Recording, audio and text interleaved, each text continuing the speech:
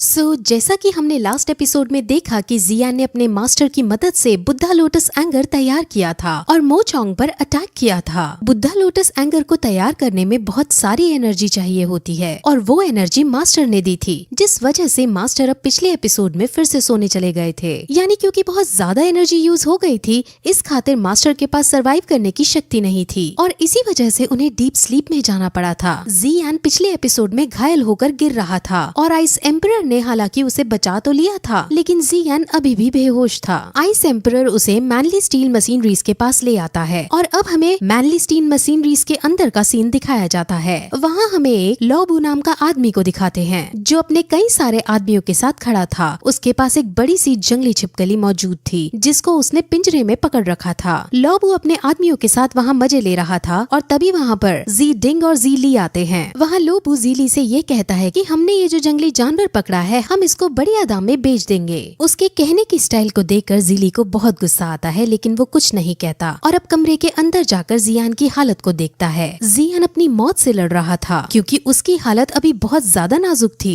5 दिन बीत चुके थे लेकिन जियान की हालत में कोई सुधार नहीं था, जिस वजह से उसके दोनों भाई बहुत चिंतित थे। वहीं अब वो जियान की हालत के बारे में बात कर ही रहे होते हैं कि तभी इविल लोबू मान से उस ड्रैगन छिपकली को पिंजरे से निकाल देता है और वहाँ तबाही मचाने लगता है। जी ली और जी डिंग अब वहाँ आ पहुँचते हैं और लोबू की इस हरकत पर बहुत गुस्सा करते हैं, लेकिन अभी सबसे पहले उन्हें उस ड्रैगन लिजर्ड को शांत करना था। इसीलिए जी ली अपनी शक्तियों का यूज करके ड्रैगन छिपकली से लड़ाई करता है और बहुत स्ट्रगल करने के बाद भी वो उसे काबू में नहीं ला पा रहा होता है और हार रहा होता है। अब वो लिजर्ड जी ली को मारने ही वाली होती है कि तभी इविल लोबू वहाँ आकर लिजर्ड को मारकर अपनी शान उन सबको दिखाता है कि देखो मैं कितना पावरफुल हूँ। अब ये हरकत जी ली और जी डिंग दोनों को पसंद नहीं आती और जी ली को तो मन करता है कि इस लोबू को अभी मार डालूं, लेकिन जी डिंग अपने भाई को शांत कराता है। अब लोबू उन्हें टॉन्ट मारते हुए कहता है कि अब तो तुम्हारा भाई भी बिस्तर पर पड़ा है और मैंने सुना है वो कुछ ही दिनों का मेहमान है। वो बेसिकली उन दोनों भाइयों को चिढ़ा रहा है। वहीं अब हमें जियान को दिखाते हैं जो बिस्तर पर लेटा था। वो बेहोशी की हालत में एक सपना देखता है जहाँ एक डेविल से उसका सामना हो रहा है। जियान डेविल से फाइट कर रहा है और डेविल उसे ये कह रहा है कि तुम मुझे नहीं मार पाओगे। अब जियान गुस्से में आकर बुद्धा लोटस एंगर को बुलाता है और उस डेविल पर हमला करता है और बहुत खुश होता है क्योंकि उसने बिना अपने मास्टर की हेल्प से बुद्धा लोटस एंगर क्रिएट कर लिया था। लेकिन तभी वो देखता है कि जिस डेविल को उसने मारा है वो असल में डेविल नहीं है, वो असल में उसके टीचर हैं। यानी उसे अभी भी बेहोशी की हालत में ये गिल्ट हो रहा है कि उसने ज्यादा पावर्स को पाने के लिए अपने मास्टर को मार डाला है। वो अब इस गिल्ट में जल्दी से बिस्तर से उठ जाता है। यानी अब जियान होश में आ जाता है। वो अपने टीचर को बहुत याद करता है और खुद को बहुत कोसता है कि मैंने अपने टीचर की एनर्जी यूज की जिस वजह से उनकी एनर्जी खत्म हो गई और वो वापस सोने चले गए। असल में टीचर उसकी सोल पावर को यूज कर रहे थे जो अब बहुत कमजोर हो गई थी, जिस वजह से मास्टर कम पावर होने के कारण सोने चले गए थे। वहीं अब जियान के दोनों भाई वहाँ आते हैं और जियान को जागता पाकर वो बहुत खुश होते हैं। वो जियान से अब आराम करने को कहते हैं। अब फिर वहाँ आइस एम्परर आते हैं और जियान उनसे कहता है कि अब मैं इस हालत में नहीं हूँ कि आपके लिए वो मेडिसिन बना पाऊँ। मैं आपको उसे बनाने की रेसिपी दे देता हूँ और आप इस रेसिपी का यूज करके वो मेडिसिन बना लेना। जियान उनसे ये भी कहता है कि मेरी सोल पावर अब बहुत कम हो गई है, इसीलिए अब मैं आपकी कोई मदद नहीं कर पाऊंगा। वहीं आइस एम्परर उसकी कंडीशन पर दुखी तो होता है, लेकिन वो उसे समझाता है कि तुम्हारी सोल पावर फिर से रिकवर हो सकती है। मैं उस मेडिसिन को जानता हूँ जिससे तुम ठीक हो सकते हो, लेकिन उस मेडिसिन को बनाने के इंग्रेडिएंट्स हमें सिर्फ मित्तल ऑक्शन हाउस के हेडक्वार्टर के अंदर ही मिल सकते हैं। अब जियान अपनी सोल पावर को बढ़ाकर फिर से अपने मास्टर को जिंदा करना चाहता था, इसीलिए वो एक्साइटेड होकर उनसे अब सीधे वही चलने को कहता है ताकि वहाँ जाकर उसे इंग्रेडिएंट्स मिल सके और वो अपनी सोल पावर को बढ़ाकर अपने मास्टर को फिर से जगा सके। वहीं अब आइस एम्परर कमरे से बाहर आते हैं जो जी ली और जी डिंग को लोबू के बारे में बात करते हुए देखते हैं। जी ली और जी डिंग लोबू से परेशान थे और वो नहीं चाहते थे कि जियान की जागने की खबर उन तक पहुँचे, इसीलिए वो आइस एम्परर से जियान के जागने की बात किसी को भी बताने के लिए मना कर देते हैं। वहीं जियान अपने कमरे के अंदर बैठा था। वो क्वीन मेडूसा को देखता है जो स्नेक फॉर्म में थी। असल में वो स्नेक फॉर्म क्वीन मेडूसा का सिर्फ एक अंश था और वो अंश ये भूल चुका था कि वो क्वीन मेडूसा है। अब जियान की बॉडी काफी घायल थी, इसीलिए वो ग्रीन लोटस फायर पिल को खाकर खुद को रिकवर करने की कोशिश करता है, लेकिन उस पिल को खाने से नॉर्मल से ज्यादा एनर्जी प्रोड्यूस होने लगती है। अब एक्स्ट्रा एनर्जी को उसे अपनी बॉडी से बाहर निकालना था, इसीलिए वो एनर्जी को बाहर निकालने के लिए क्वीन मेडूसा जो स्नेक बनी हुई थी उनको उठाकर उनके मुंह में अपनी उंगली देकर एनर्जी को रिलीज करने लगता है। वो एनर्जी स्नेक को काफी पसंद आती है और स्नेक उस एनर्जी को खाता ही रहता है। और तभी हम देखते हैं कि वो स्नेक एनर्जी खाने की वजह से क्वीन मेडुसा में कन्वर्ट हो जाती है, यानी अब वो असली क्वीन मेडुसा बन जाती है। वहीं दूसरी तरफ हमें नयन रैन को दिखाते हैं जो अपने क्लैन में वापस लौट आई है। उसकी क्लैन का नाम यू लैंड सेक्ट है। उसके पास उसकी टीचर यूजी भी खड़ी है। जी हाँ, यूजी वही है जो जियान की प्रेमिका है और वो असल में नयन रैन की मास्टर उसकी टीचर भी है। नयन रैन अपनी क्लैन लीडर को सब बात बताती है कि मू चोंग की बर्थडे पार्टी में क्या क्या हुआ और मू चोंग की असलियत क्या है। क्लैन लीडर जब उसे ये पूछती है कि वो दोनों अनजान शख्स जिन्होंने उसकी असलियत सामने लाई वो कौन थे, तब नयन रैन कहती है कि उन्होंने अपना चेहरा छुपाया हुआ था जिस वजह से हम उन्हें नहीं देख पाए। वहीं जियान जिसकी गोद में अब क्वीन मेडुसा बैठी है वो अब जियान की और पार खींचने लगती है। जियान तुरंत उसे अपने से दूर करता है और उसे धमकी देता है कि अगर तुमने मेरी पावर खींचने की कोशिश की तो तुम्हारे लिए अच्छा नहीं होगा। क्वीन मेडुसा को उसकी धमकी से डर नहीं लगता क्योंकि असल में वो जानती है कि जियान शक्तिशाली है, लेकिन क्वीन मेडुसा को हराना बच्चों का खेल नहीं। क्वीन मेडुसा के मन में जियान के खिलाफ गुस्सा था क्योंकि जियान की वजह से उसका टेम्पल तहस नहस हो गया था। क्वीन मेडुसा अभी अपनी फुल स्ट्रेंथ में नहीं होती, इसलिए वो जियान से अब फाइट तो नहीं करती, लेकिन उसे ये जरूर कह देती है कि जब मैं अपनी फुल स्ट्रेंथ में आ जाऊंगी तब मैं तुम्हें मार डालूंगी। अब ग्रीन लोटस पिल का इफेक्ट खत्म होने लगता है और क्वीन मेडुसा फिर से स्नेक फॉर्म में आ जाती है और फिर से सब कुछ भूलकर पहले जैसी हो जाती है। वहीं बाहर इविल लोबू के आदमी फिर से जी ली और जी डिंग के सामने आते हैं और उन दोनों का मजाक उड़ाने लगते हैं। अब जी ली को सच में गुस्सा आ जाता है और तभी इविल लोबू भी वहाँ आ पहुँचता है। अब माहौल ऐसा बन चुका था कि जंग हुए बिना रहा नहीं जाता, इसलिए जी डिंग अब लड़ने की इजाजत दे देता है और अब दोनों भाई जी ली और जी डिंग मिलकर लोबू पर हमला करते हैं। लेकिन लोबू बहुत ज्यादा शक्तिशाली था और वो उसको हरा नहीं पा रहे थे। उनमें काफी देर तक स्ट्रगल होता है और एट लास्ट लोबू जी ली को जान से मारने ही वाला होता है कि तभी वहाँ जियान आ पहुँचता है और अपने भाई को बचा लेता है। अब उसे भी लोबू पर बहुत गुस्सा आ रहा था और वो अब इस बार फिर से बुद्धा लोटस एंगर को यूज करता है। अब ये देखकर आइस एम्परर बहुत ज्यादा डर जाता है क्योंकि पिछली बार जियान इस पावर को संभाल नहीं पाया था और 5 दिन तक बेहोश रहा था, लेकिन जियान अब इस पावर का फिर से यूज कर देता है और इस बार वो इस पावर को इस फ्लेम को कंट्रोल करने में कामयाब हो जाता है और इस पावर से लोबू बुरी तरह से हार जाता है। अब जियान गुस्से में आगे बढ़ता है और उसको जान से खत्म करने लगता है, लेकिन जी डिंग उसे रोकता है और कहता है कि मशीनरीज के कुछ अपने नियम हैं, उन्हीं नियम के अकॉर्डिंग इसको सजा दी जाएगी। अब जियान फिर बार में जाकर ड्रिंक पीता है क्योंकि उसे अपने मास्टर की बहुत याद आ रही थी। वहीं अब आइस एम्परर उसे मिलने आते हैं जहाँ जियान उनसे अब और ज्यादा देर ना करने की कहकर जल्द से जल्द मिल्टन ऑक्शन में चलने को कहता है ताकि वो उन इंग्रेडिएंट्स को प्राप्त कर सके जो उसकी सोल पावर को बढ़ा सके। वहीं अब उस बार में आइस एम्परर के जाने के बाद जियान के दोनों भाई आते हैं जो जियान को डिप्रेस्ड हालत में देखते हैं। उसके भाई उसके पास जाकर उसे खुश करने के लिए अपनी पुरानी बातों को बताने लगते हैं और उसके साथ एंजॉय करते हैं, जिससे जियान को काफी अच्छा लगता है। अब फिर से हमें यू लैंड सेक्ट को दिखाते हैं जहाँ यूजी नयन राणा को मार्शल आर्ट्स की ट्रेनिंग करा रही थी।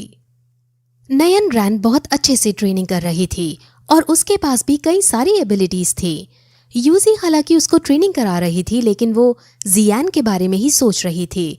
अब ट्रेनिंग खत्म करके नयन रैन यूजी के पास आती है और उसे कहते हैं कि आप दुखी लग रही हैं, ऐसा क्यों? जिस पर यूजी कहती है कि अब कुछ ही दिनों में तुम्हारा और जी फैमिली के वंशज का मैच होने वाला है, उसी को लेकर बस थोड़ी चिंता है। जिस पर अब नयन रैन भी ये कहती है कि 3 ईयर एग्रीमेंट की चिंता मुझे भी है। और फिर यूजी को वो ये भी बताती है कि कल उसको उसके डैड का लेटर आया था। असल में नयन रैन के ग्रैंडपा के शरीर के अंदर पॉइजन मौजूद है जो कि शरीर से बाहर नहीं निकल पा रहा है। उनकी कंडीशन बिगड़ती जा रही है और ये सब इसलिए हो रहा है क्योंकि 3 साल पहले नयन रैन ने उस मैरिज को तोड़ दिया था और तब गुस्से में आकर उसके ग्रैंडपा गलती से पॉइजन को खा बैठे। नयन रैन उनके इस हालत का जिम्मेदार खुद को मानती है, लेकिन यूजी अब उसे शांत करती है और कहती है कि तुम चिंता मत करो, मैं गुहे से मिलूंगी और उनसे तुम्हारे ग्रैंडपा को दिखवाऊंगी और उनके पास कोई ना कोई इलाज जरूर होगा। गुहे वही है जो यूजी के साथ क्वीन मेडुसा के टेम्पल में आया था। गुहे एक एल्केमिस्ट है जो कई बीमारियों का उपचार जानता है। वहीं जियान अब अपने भाइयों से अलविदा लेता है और आइस एम्परर के साथ मिल्टन ऑक्शन हाउस के हेडक्वार्टर में जाने लगता है। वहाँ रास्ते में वो एयरप्लेन की सवारी करते हैं जहाँ उन्हें रॉक सिटी के एल्केमिस्ट ग्रुप के बच्चे दिखाई देते हैं। उन्होंने जियान के बारे में सुन रखा था और वो सब जियान से काफी इम्प्रेस्ड होते हैं क्योंकि जियान ने इतनी सी उम्र में ही एल्केमिस्ट के अंदर रैंक 2 हासिल कर लिया था। वहीं अब हमें जी जूनियर को दिखाते हैं जो ज़ी-नैन एकेडमी के अंदर थी और अब यहाँ से हमें पता चलता है कि जी जूनियर ने एक आदमी को हायर कर रखा है। जी जियान पर नजर रखने के लिए। असल में जी जूनियर जियान को पसंद करती है और इसीलिए वो जियान की हर खबर अपने पास रखती है। वो आदमी जिसको उसने हायर कर रखा है वो जी जूनियर को सारी बातें बताता है कि जियान के साथ अब तक क्या क्या हुआ। वो यूजी के बारे में भी बताता है, लेकिन उस आदमी को ये नहीं पता था कि यूजी और जियान एक दूसरे से प्यार करते हैं। उसको शक जरूर था और जब वो अपना शक जी जूनियर को बताता है तो जी जूनियर जेलसी फील करते हुए कहती है कि ऐसा कुछ नहीं है। वहीं जियान अब मिल्टन हाउस के अंदर पहुंच जाता है जहां गार्ड्स उसे अंदर घुसने नहीं देते क्योंकि उसके पास इनविटेशन कार्ड नहीं था। तब वहां उस ऑक्शन हाउस का इंचार्ज का पोता, जिसको लोग मिस्टर ली नाम से पुकारते हैं, वो आता है। वो जियान से पूछता है कि उसका बजट कितना है। इस पर जियान अपना बजट बताता है तो मिस्टर ली उसके बजट को सुनकर पागलों की तरह हंसने लगता है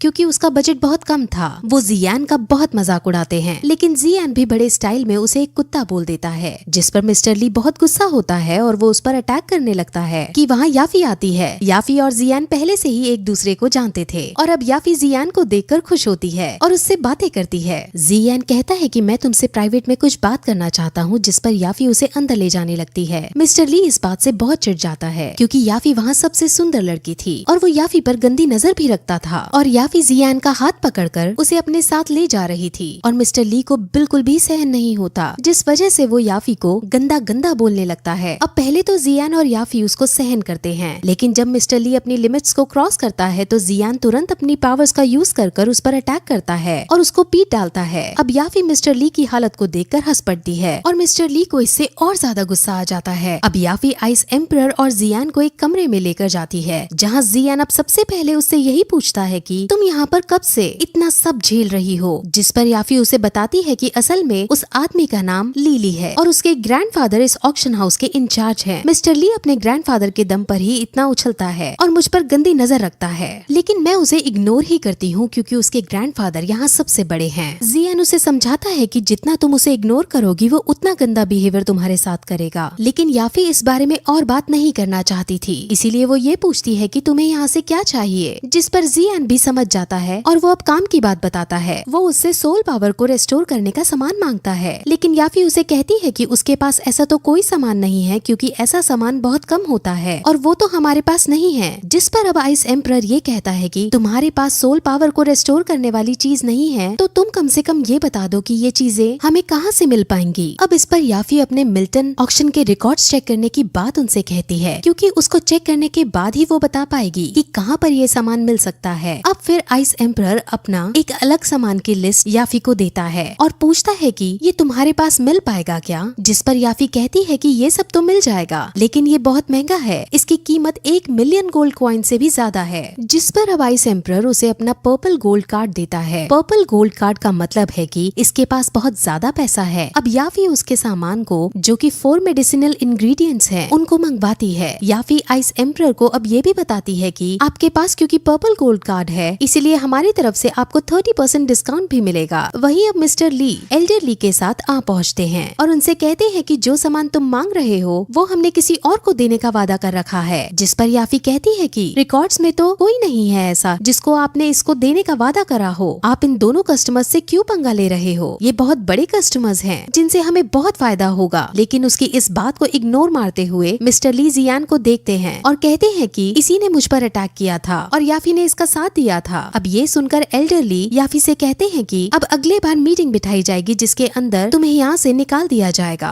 अब एल्डर ली आइस एम्परर को देखते हैं और उसे देखते ही समझ जाते हैं कि ये आदमी आइस एम्परर है और अगर इससे पंगा लिया तो हमें बर्बाद करके रख देगा। अब वो अपने कदम पीछे हटाने लगते हैं, लेकिन अभी तक उसने बहुत बदतमीजी कर ली थी, जिस वजह से आइस एम्परर एक अटैक करके उसे मजा तो चखा ही देते हैं। मार खाते ही उसे ये पता चल जाता है कि ये दो होंग लेवल के हैं। अब एल्डर ली तुरंत डर कर उनका इंग्रेडिएंट्स लाता है और उन्हें दे देता है और वहाँ से चला जाता है। अब याफी उनके पास आती है और क्योंकि उसे ये पता चल जाता है कि ये दो हैंग लेवल के हैं तो ऑक्शन हाउस के रूल्स के अकॉर्डिंग दो हैंग वालों को 50% डिस्काउंट मिलता है, जिस पर याफी अब उन्हें 50% डिस्काउंट के साथ ये इंग्रेडिएंट्स दे देती है। अब उनके पास इंग्रेडिएंट्स आ चुके थे इसलिए वो वहाँ से जाने लगते हैं, लेकिन तभी एक सेविका वहाँ आती है और याफी को ये बताती है कि नयन रैन आपसे मिलने के लिए आई है। अब नयन रैन का नाम सुनकर जियान को फिर से गुस्सा आ जाता है और वो एक जगह छुपकर नयन रैन और याफी की बातें सुनने लगता है और यही ये एपिसोड इस तरह खत्म हो जाता है।